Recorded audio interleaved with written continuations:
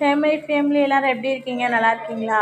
இப்போ பார்த்தீங்கன்னா என் பசங்களுக்காக நைட்டு டின்னர் என்னன்னு பார்த்தீங்கன்னா தோசை, சுட சுட தோசை ரெடி பண்ணிகிட்டு இருக்கேன்.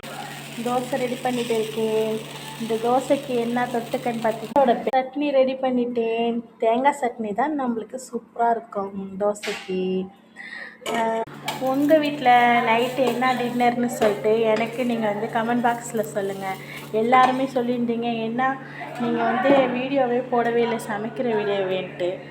அதனால் நம்மளோட ஸ்பெஷல் வந்து தோசை, அதை சுட்டு உங்களுக்காக ஒரு வீடியோ போட்டிருந்தேன். இந்த வீடியோ பிடிச்சிருந்தால் லைக் பண்ணுங்கள் ஃப்ரெண்ட்ஸ். எனக்கு வந்து நீங்கள் கமெண்ட் நிறையா பண்ணுங்கள்.